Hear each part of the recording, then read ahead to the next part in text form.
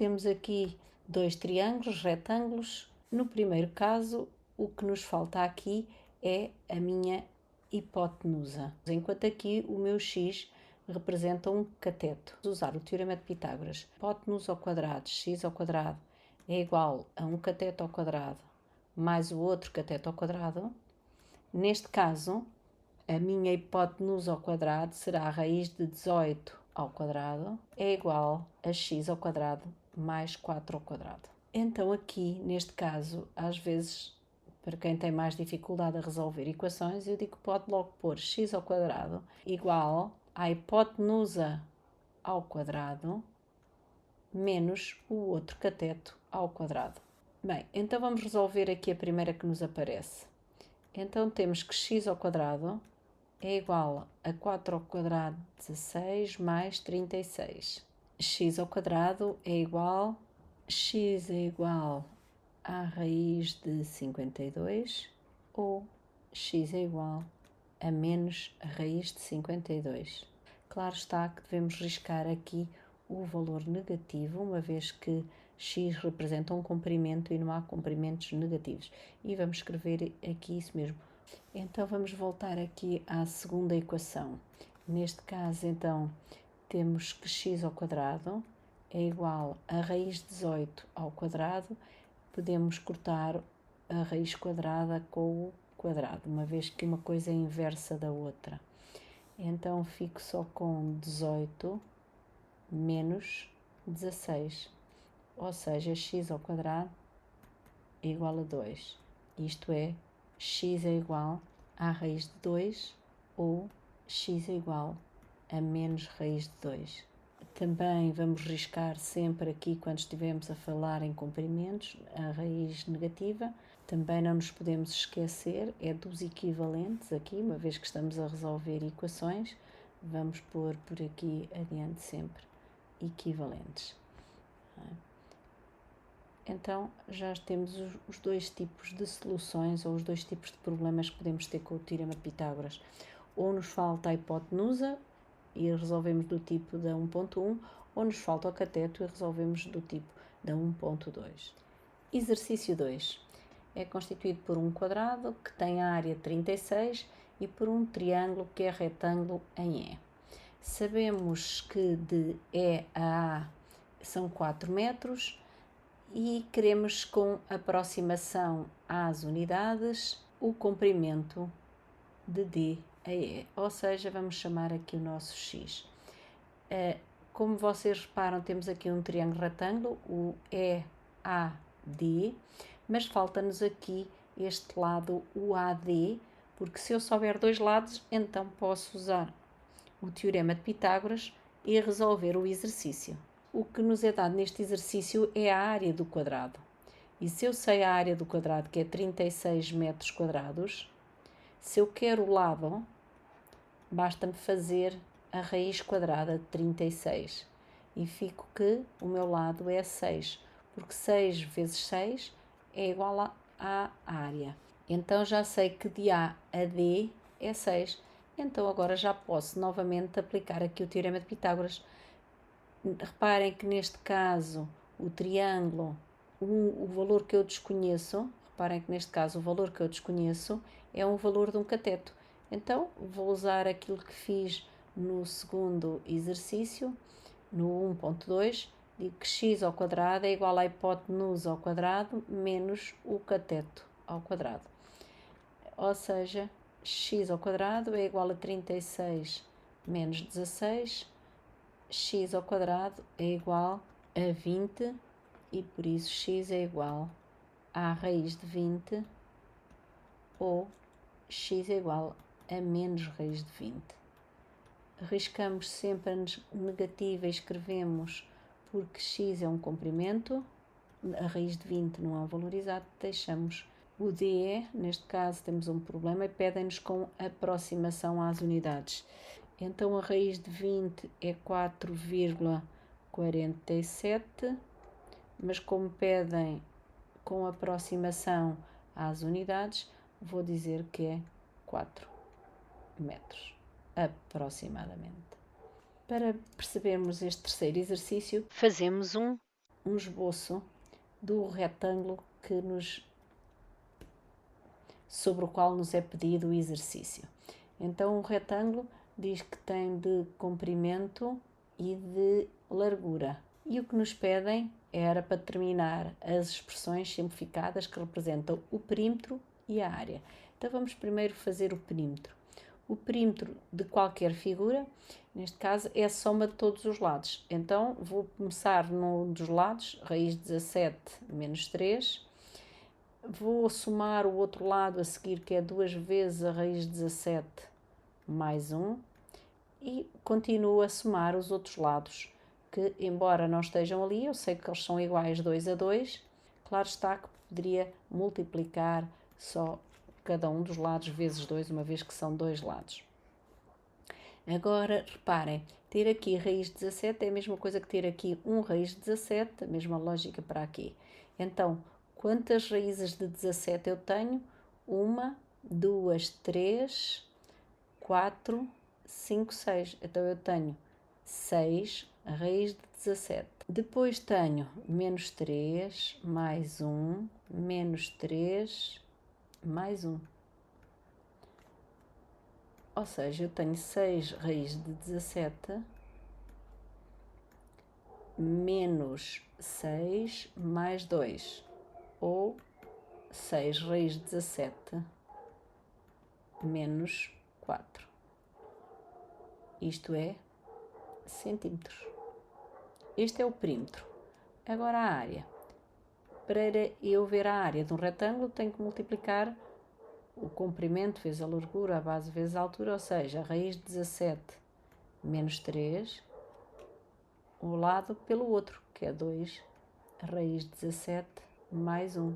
Então, para multiplicar coisas com os parentes, o que nós vamos fazer aqui é a propriedade distributiva. O primeiro vezes o primeiro vezes o segundo. E depois a mesma lógica para o segundo vezes o segundo vezes o segundo. A raiz de 17 vezes 2 vezes raiz de 17, mais raiz de 17 vezes 1, menos 3 vezes 2 raiz de 17, menos 3 vezes 1. Vou simplificar cada um destes. Eu sei que para multiplicar posso multiplicar raízes iguais ou não. Então isto fica 2 vezes, e vou pôr assim, raiz de 17 ao quadrado. Já vão ver porque é que me interessa isto. Mais a raiz de 17. Menos 3 vezes 2 dá 6 raiz de 17. Menos 3. Ter a raiz de 17 ao quadrado, então posso cortar a raiz com o quadrado. Fico só com 2 vezes 17.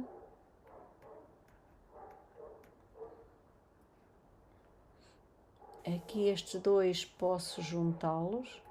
Tenho aqui uma raiz de 17 e tenho aqui menos 6 vezes a raiz de 17. Isto dá-me menos 5 raiz de 17. Não se esqueçam que antes do de raiz de 17 é como se lá tivesse 1. Menos 3. E então isto fica 34 menos 5 raiz de 17 menos 3.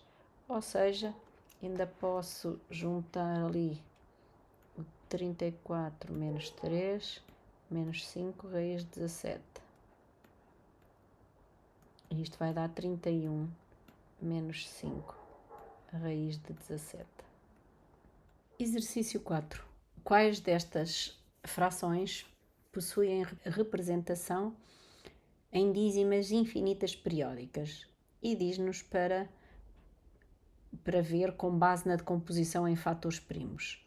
Então, relativamente à primeira fração que nos aparece, que é 1 sobre 13, 13 é número primo, então eu já sei que esta é uma dízima infinita periódica. No caso da seguinte fração, 7 sobre 2 ao quadrado vezes 3 vezes 5 ao quadrado. Também vai ser uma dízima infinita periódica. porque em ambas as situações aparecem no denominador números diferentes de 2 e de 5, não é? Aqui, no primeiro caso aparece o 13, no segundo caso aparece o 3. As outras duas frações, o 24 ainda não está decomposto em fatores primos, vamos decompô-lo. 24 dá para dividir por 2, dá 12. 12 dá para dividir por 2, dá 6. 6 dá para dividir por 2, dá 3. 3, 1. Podemos sempre confirmar que não nos enganamos. 1 vezes 3, 3. 3 vezes 2, 6. 6 vezes 2, 12. 12 vezes 2, 24. Então, quer dizer que 24 é igual a 2 ao cubo vezes 3. Logo, é uma dízima, então também vai ser uma dízima infinita periódica. Para o 400, vamos fazer a fatorização em primos. 2, 200, 2, 100, 2, 50, 2, 25, 5, 5, 5, 1. O que é que nos acontece aqui no 400? Temos 2 elevado a 1, 2, 3, 4 vezes 5. Então, como no denominador desta última, ou seja, de 19 sobre 400, só nos aparecem 2 e 5, então eu digo que esta é uma dízima